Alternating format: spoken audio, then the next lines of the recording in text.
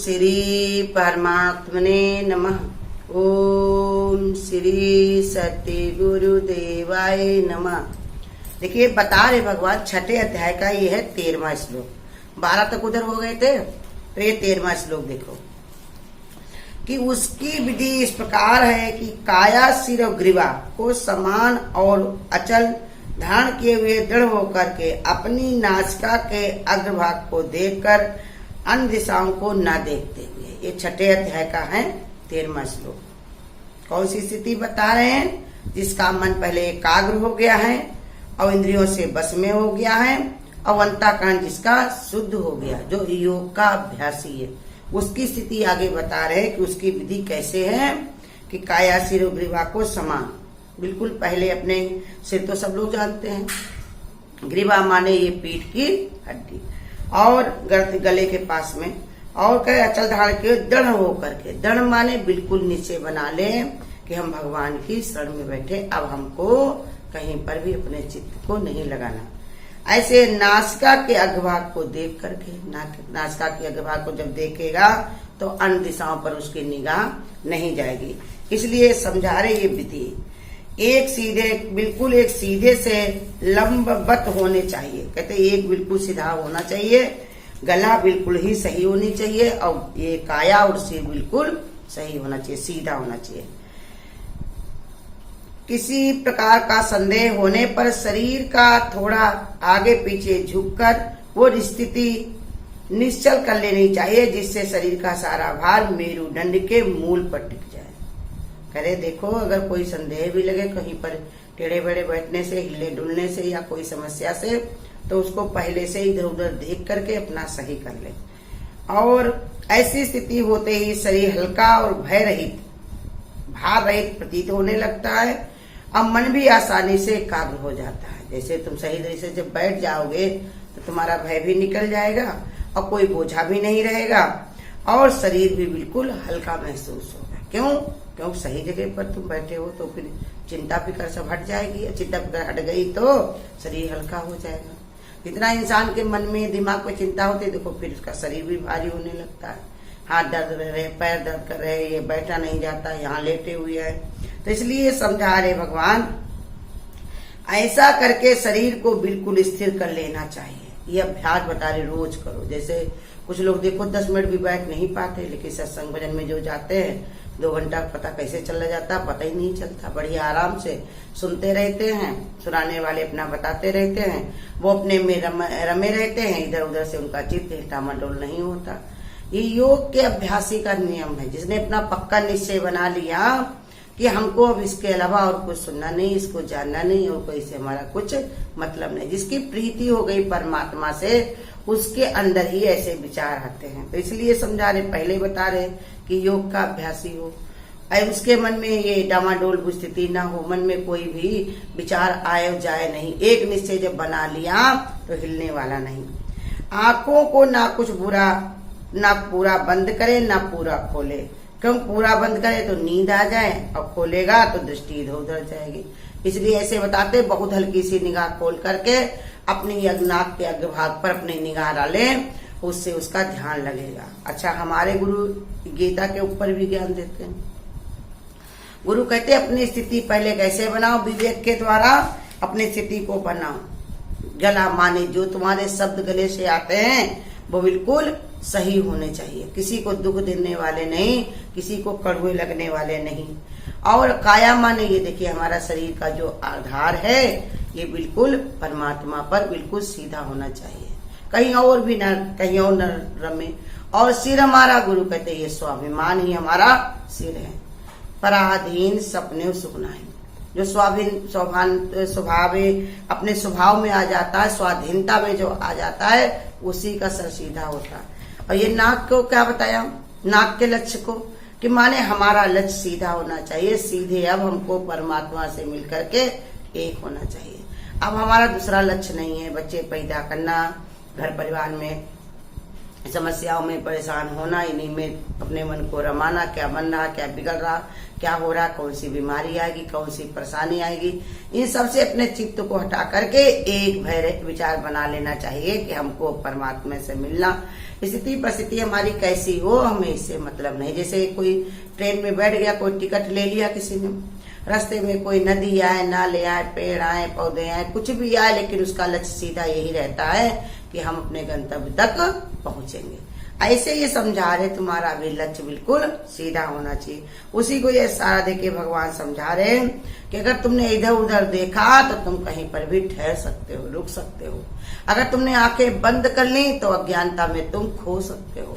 इसलिए अपनी आंखें थोड़ी खोल के रखो, इधर उधर ना देख करके। इसलिए आंखों की दृष्टि को नाक के अग्रभाग पर अधखुली आंखों से स्थिर करके विधान करो, इसका विधान है। परंतु ध्यान रहे कि मन को भगवान में लगाना है, ना कि नाक की नोक पर। ये बता रहे मन को, निगाह तो हमको अपनी नाक की नोक पर लगानी है, लेकिन मन को अपने परमात्मा में ही लगाना। ये स्थिति बनानी है कि मन बिल्कुल हमारा जौन है भगवान की ओर पक्का विचार करे कि हम परमात्मा के अलावा और दूसरा कुछ संसार में बना ही नहीं। ऐसे विचार करता हुआ वो भगवान ने कहा परमात्मा की स्थिति में बैठे। अब ये बता रहे 14वां श्लोक, ये है 6ठे अध्याय का 14वां श्लोक। ब्रह्मचर्य के व्रत में स्थित रहता हुआ भय रहित तथा अच्छी प्रकार ज्ञान, अच्छी प्रकार शांत अंतःकरण वाला तथा सावधान होकर मन को वश में करके मेरे में लगे हुए चित्त वाला मेरे प्राण हुआ स्थित हो गए। ये बता रहे भगवान कि ब्रह्मचार्य के व्रत में होना चाहिए। कौन सा व्रत होना चाहिए? ब्रह्म का आचरण। मन में ब्रह्म में विचरण करने की तात्विक रूप से ही इसी को ब्रह्मचर्य कहते हैं। ये मन हमारा इंद्रियों में फंसता है तो ये भगवान ने कहा अपना बिगाड़ता है। इंद्रिया क्या है? मन से परे है बुद्धि, बुद्धि से इंद्रियों से परे है मन, और मन से परे ये बुद्धि है। अगर मन हमारा इंद्रियों में जाता है तो पतन की ओर जाता है। अगर ये बुद्धि से विचार करे कि लेखे में यही घड़ी बाकी सब बर्बाद, निश्चय बना ले तो ये अपनी आत्मा से मिलकर के एक हो सकता है। लेकिन अगर नीचे देखा तो इसलिए समझा रहे ब्रह्म में विसरने वाला, एक आत्मिक विचार मन में रखे हुए उसी के मन चिंतन में है तो वही है ब्रह्मचर्य। ब्रह्म का संसार वाला का नहीं है कपड़े रंगवा लिए, तिलक लगा लिया, ये कपड़े रंगवा, माला बड़े बड़े पहन लिए, जटाएं बना ली, ये तो संसार का दिखावा है। मन तन को योगी सब करे, मन को बिरला कोय, और जो मन को बिरला करे वो योगी फिर योगी हो। वही योगी है जिसने अपने मन को ऐसे परमात्मा में विचरण करने में रमा दिया है। बस हर समय भगवान की ही चर्चा, भगवान का ही विचार, भगवान का ही स्मरण कि हे प्रभु तुम छुप छुप के हमको कैसे देखते हो, हर समय हमारे अंदर बाहर सब तुम ही तुम हो, तुम्हारे अलावा दूसरा और कुछ है ही नहीं। इसलिए विचार करने वाला वही ब्रह्मचर्य है। जैसे इसमें एक सावधानी भी बता रहे, कोई पुरुष अगर ध्यान में बैठे तो स्त्री तरफ मन न रमाए। अब अगर स्त्री कोई अपने मन में स्त्री अपने कोई भी पुरुष के अपने मन को ना लगाए, नहीं तो ये इसमें बड़ी ही असावधानी होगी, मन तुम्हारा विकारों की ओर जाएगा। इसलिए सभी में परमात्मिक विचार करो, ना कि कोई स्त्री है ना कोई पुरुष है, सबके अंदर एक ही आत्मा है। वही मेरे माँ बाप में, वही मेरे पति पुत्र में, वही मेरे घर में, परिवार में, घर से बाहर, सबके अंदर एक ही आत्मा है। एक आत्मा का विचार करो तो फिर तुम्हारे और विचार कोई डामाडोल ना हो, विकार तुम्हारे अंदर फिर उत्पन्न न हो। जब तुम्हारे विचार परमात्मा में रम गए, उसी में विचरण करने लगे कि एक परमात्मा ही परमात्मा है, जो हमको ये धोखा हो गया था, संसार बना है, भिन्नता में हमारा इधर उधर जो भगवान के तरह तरह के रूप बनाए, उनमें अगर हमारा मन गया हुआ है तो गुरु कहते उसको बार बार परमात्मा में लगा करके एक तत्व का बना लो कि एक परमात्मा के अलावा और दूसरा कुछ नहीं है। तो कहते इसलिए सहायता से एक तरफ लगा ले। मन में भय का कोई स्थान इसलिए नहीं होता क्योंकि सारे ब्रह्मांड का स्वामी परमात्मा की मैं शरण में हूँ, इसलिए उसको जो कोई भय नहीं रहता, क्योंकि परमात्मा जो सारे संसार में विद्यमान है उसी की मैं शरण में बैठा हुआ हूँ। एक परमात्मा के अलावा और कौन सा शक्तिमान है, तो इसलिए उसी शरण में बैठा हूँ, उसको इसलिए कोई भय नहीं रहता। जाके ऊपर प्रभु सावरिया सो दुख कैसे पाए, और बाल न बाका कर सके चाहे जग बैरी हो जाए, उसका कोई बाल बाका नहीं कर सकता है। हमको किसी से लड़ने और कहने नहीं जाना है, लेकिन ऐसा अपने अंदर हमको विश्वास रख लेना है पक्का कि हमारा कोई कुछ बिगाड़ नहीं सकता, क्योंकि जो सबका बनाने और बिगाड़ने वाला है उसी के हम शरण में बैठे। और बिगड़ने में भी भगवान के भक्त तो इतने श्रद्धालु हो जाते हैं, कहते मारे तो धाम दे, छोड़े तो राजधानी। भगवान अगर अपने भक्तों को छोड़ देते हैं तो राजा बनाते हैं उनको, कोई न कोई देश का कहीं न कहीं का राजा बना देते हैं। अब मारते तो अपने ही धाम ले जाते हैं भगवान, अपने वैकुंठ में अपनी शरण में रखते। कहाँ पर है नुकसान? जीने में भी मजा और ये शरीर को छोड़ने में भी मजा। जो आशिक संत फकीर करें सो का है बाबा अमीरी में। जो अमीर का घमंड लादे घूम रहे हैं, रुपए का पैसे का, ये झूठ का पसारा है। मेरा मेरा कर रहे, उसी को कितने लोग मेरा मेरा कह के संसार से चले गए। कितना लोग सोचते थे हमारे लखपति हैं, करोड़पति हैं, मेरे पास इतना पैसा ही है, और चले गए यहाँ से खाली हाथ। और जो आज कह भी रहे हैं तो कल वो भी जानने वाले। कल क्या, एक घड़ी कोई का पता नहीं है, किस घड़ी उठ जाए आप होता ना। तो इसलिए उसके अंदर कोई भय नहीं रहता। भगवान के भक्त का सबसे पहले 16वें अध्याय में गीता में बता भी दिया, भक्त का सर्वदा भय से अभाव हो जाता। वो डरता नहीं है, क्योंकि वो जान लेता है एक परमात्मा के अलावा और दूसरा कुछ नहीं, उसकी मैं शरण बैठा गया हूँ, अब मुझे किसी से कोई भय नहीं। अब ये तीसरा बता रहे, धीरे धीरे मन को एकाग्र करके भगवान में लगाना। कोई भी कार्य होता है वो हम अभ्यास से करते हैं, इसलिए बता रहे धीरे धीरे अपने मन को रमाना। माने इसमें थकना और उबना नहीं चाहिए कि आज हमारी स्थिति नहीं बनी तो फिर हमारी बनेगी नहीं बनेगी। देखो छोटे छोटे बच्चे जो रहते हैं वो कितने 3-4 साल तक उनको कक्षा 1 में ही पढ़ाया जाता है, क्योंकि उनकी नींव पहले मजबूत हो जाए, उनको समझ में आने लगे, उनको रुचि बढ़ जाए, प्रेम बढ़ जाए किताबों से, अपने सब टीचरों से, आने जाने से सब अभ्यास उनका हो जाए, तब उनका पढ़ाई में भी स्थिरता बनेगी। टीचर को ये नहीं अगर एक साल ही आया हुआ है केजी में तो ये पढ़ेगा ही नहीं, वो लगी रहती केजी में, प्रप्त में, जो भी स्कूल में 3-4 क्लासें होती हैं, पहले बच्चों को पहले वो करवाते हैं, उसके बाद में धीरे धीरे उनका मन रमने लगता। ऐसे ये समझा रहे कि तुम भी अपने धीरे धीरे अगर भगवान की ओर लग रहे हो तो तुम्हें घबराने की जरूरत नहीं है। धीरे धीरे भगवान अपनी ओर, तुम नहीं जब चल पाओगे तो भगवान पकड़ के वहां तुमको खींच लेगा। तुम्हारे तुम कमजोर हो, लेकिन भगवान तो जोर है ना, वो परमात्मा तो जोरदार है, उसको तो कोई परेशानी नहीं। तो कैसे ही भगवान तुम्हारे सब काम करने को हर समय तैयार रहता है। धीरे धीरे अंतःकरण को संसार के सब विक्षेपों से मुक्त करके बिल्कुल शांत रहना चाहिए। संसार में विक्षेप माने संदेह, जो संसार में लोग डाला करते हैं कि जो भगवान की शरण में आते हैं उनका ये बिगड़ जाता, उनका वो बिगड़ जाता, ये हो जाता, वो हो जाता। ये सब चीजें रोक करके पक्का विचार बना ले कि जब परमात्मा को हम शरण में आ गए, अब मेरा कुछ भी संदेह किसी पर नहीं है। एक विचार बना लिया, जिनने सतगुरु पूजा तिन्ने सुख नहीं। उसके अंदर सारा विक्षेप भी खत्म हो जाता, न दिन न महीना, न अच्छाई न बुराई, न ऐसा न वैसा, एक सब सही, सब सही, कुछ भी गलत नहीं है। आज भी सही, कल भी सही, अच्छे भी सही, बुरे भी सही, जो भी है सब कुछ सही सही सही, सब कूल ही कूल है, अब कुछ नहीं प्रतिकूल है। ऐसा विचार भगवान के भक्त के अंदर आता है। अपने साधन की सफलता के लिए भगवान पर निर्भय होना चाहिए। उन्हीं को अपना परम आश्रय, परम ध्येय, प्रेमास्पद समझना चाहिए। ये देखिए आगे बता भी दी गीता में कि कैसे परमात्मा पर पूरी ही निर्भर हो जाए, वो जैसे भी रखेगा वैसे ही वो रहने वाला है।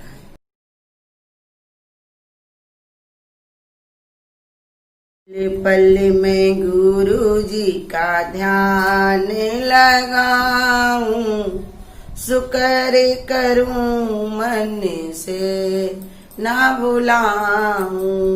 पल पल में गुरु जी का ध्यान लगाऊं, शुक्र करूं मन से ना भुलाऊं। जैसे पनिहारिन पानी भरने जाती है, मटकी पे ध्यान रहता सखियों से इठलाती है। जैसे पनिहारिन पानी भरने जाती है, मटकी पे ध्यान रहता, सखियों से इटलाती है। वैसे ही तेरा मैं ध्यान लगाऊं, शुक्र करूं मन से ना भुलाऊं। पल पल में गुरु जी का ध्यान लगाऊं, शुक्र करूं मन से ना भुलाऊं। तू है सागर मैं हूँ मछली, तू है जीवन मेरा। तू है सागर मैं हूँ मछली, तू है जीवन मेरा। तुझसे बिछड़ कर मैं मर जाऊं, छूटे न दामन तेरा। तुझसे बिछड़ कर मैं मर जाऊं, छूटे न दामन तेरा। सांसों की पूंजी मैं भेंट चढ़ाऊं, शुक्र करूं मन से ना भुलाऊं। पल पल में गुरु जी का ध्यान लगाऊं, शुक्र करूं मन से ना भुलाऊं। जैसे डोरी बांधी होती दाता जब पतंग से, चूमती गगन को और गुरु तेरे ही उमंग से। जैसे डोरी बांधी होती दाता जब पतंग से, चूमती गगन को गुरु तेरी ही उमंग से। तू है डोर में पतंग बन जाऊं, शुक्र करूं मन से ना भुलाऊं। पल पल में गुरु जी का ध्यान लगाऊं, शुक्र करूं मन से ना भुलाऊं, शुक्र करूं मन से। अगर आपको आज की वीडियो अच्छी लगी हो तो वीडियो को लाइक और शेयर करना ना भूलें। आगे की वीडियोस देखने के लिए चैनल को सब्सक्राइब करें और नोटिफिकेशन